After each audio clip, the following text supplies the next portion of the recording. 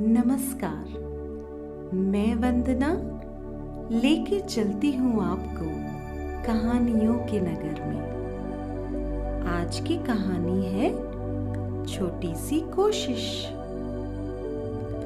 माता सीता का हरण होने के बाद भगवान राम को लंका तक पहुंचाने के लिए उनकी वानर सेना जंगल को लंका से जोड़ने के लिए समुद्र के ऊपर पुल बनाने के काम में लग जाती है।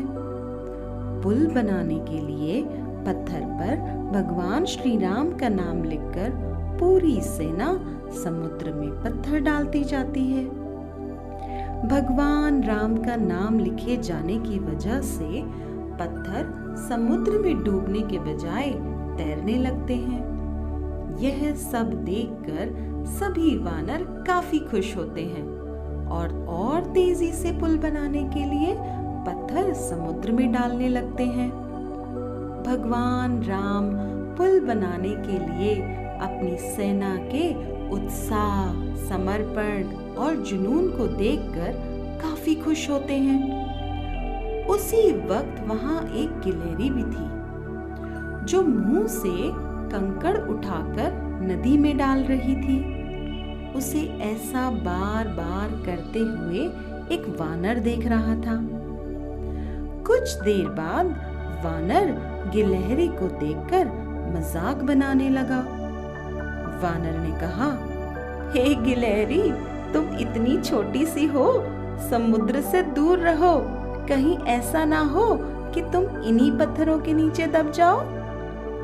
यह सुनकर दूसरे वानर भी गिलहरी का मजाक बनाने लगे। गिलहरी यह सब सुनकर बहुत दुखी हुई। भगवान राम भी दूर से यह सब देख रहे थे। गिलहरी की नजर जैसे ही भगवान राम पर पड़ती है, वो रोते रोते उनके पास पहुंच गई। परेशान गिलहरी श्री राम से सभी वानरों की शिकायत करती है। तब भगवान राम खड़े होकर के वानर सेना को दिखाते हैं कि गिलहरी ने जिन कंकड़ों व छोटे पत्थरों को फेंका था, वो कैसे बड़े पत्थरों को एक दूसरे से जोड़ने का काम कर रहे हैं। भगवान राम कहते हैं, अगर गिलहरी इन कंकड़ों को नहीं डालती तो तुम्हारे द्वारा फेंके गए सारे पत्थर इधर उधर बिखरे रहते।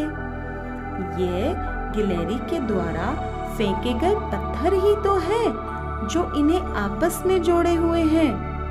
पुल बनाने के लिए गिलहरी का योगदान भी वानर सेना के सदस्यों जैसा ही अमूल्य है।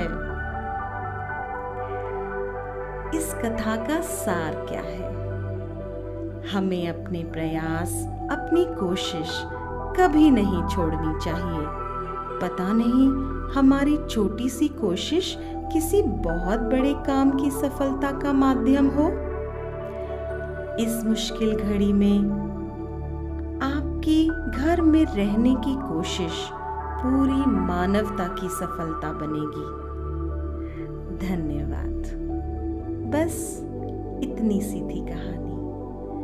मैं आपकी वंदना।